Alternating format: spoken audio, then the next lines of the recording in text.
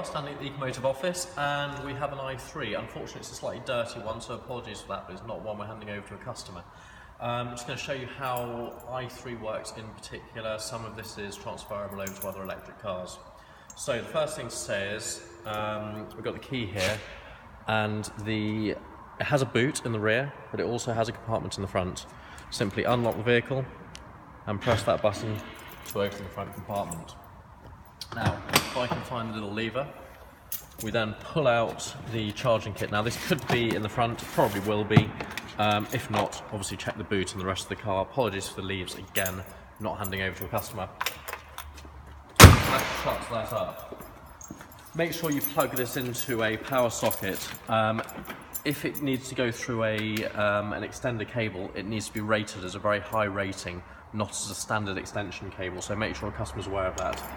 Get it plugged in, and this car's both got a range extender, so we'll cover a bit of that later. This is for the range extender. This is where petrol goes, not electric.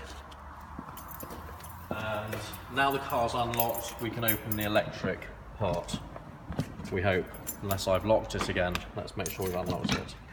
Unlock that, pull that open, and simply plug in. You'll see a colour change, fingers crossed.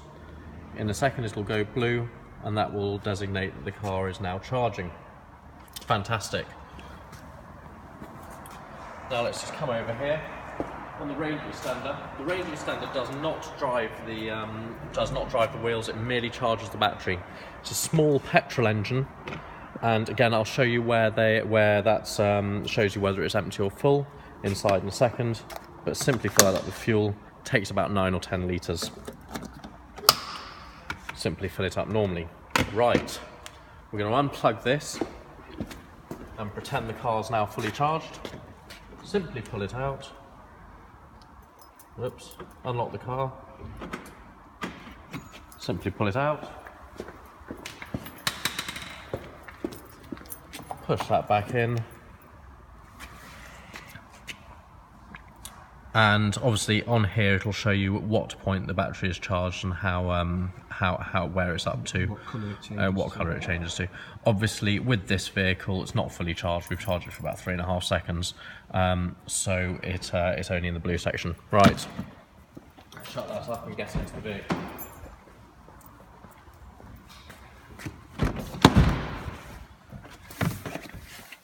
Right, so back in the i3. Owen, could you shut the door please, because otherwise it won't allow me to start it properly. Obviously one of the great things about the i3, I'll just go into it for 10 seconds, is all of this is recyclable. Most of the car is recyclable. One of the things that customers are going to get excited about, all of this is natural fibre. That's basically paper. It's got a carbon fibre tub, so really kind of interesting vehicle on i3. Anyway, let's get started. Keyless go, press start. The start button is here on the stalk. So press start, foot on the brake pedal, just like everything else. It's going to bong a bit and it's going to ask me to fasten my seatbelt. Otherwise it won't stop bonging. So, using this lever we can put the car in drive,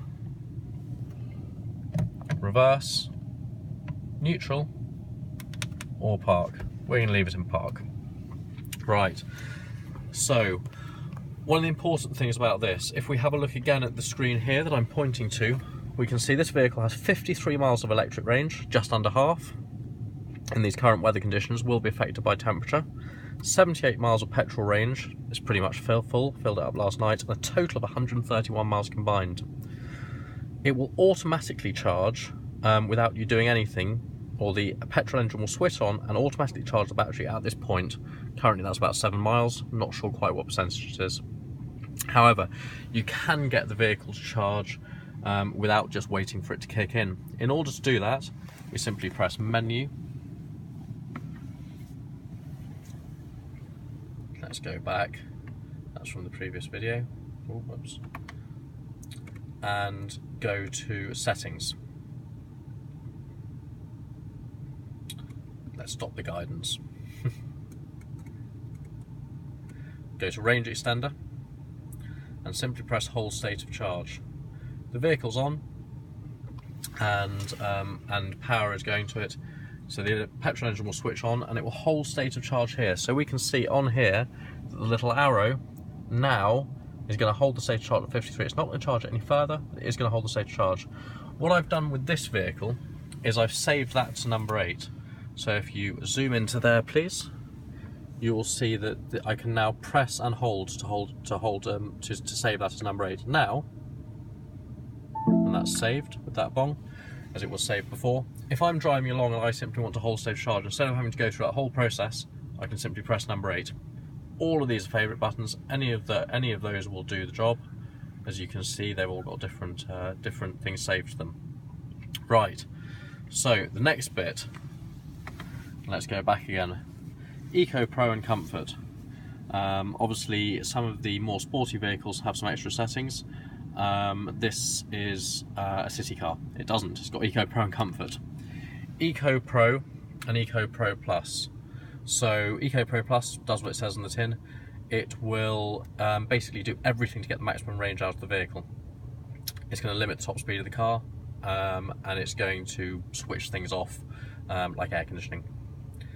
Eco Pro, which we're in now, basically it's going to take a bit of, when you press the throttle, it's going to soften that, it's going to try and make you drive efficiently, and it's going to affect things like the powertrain.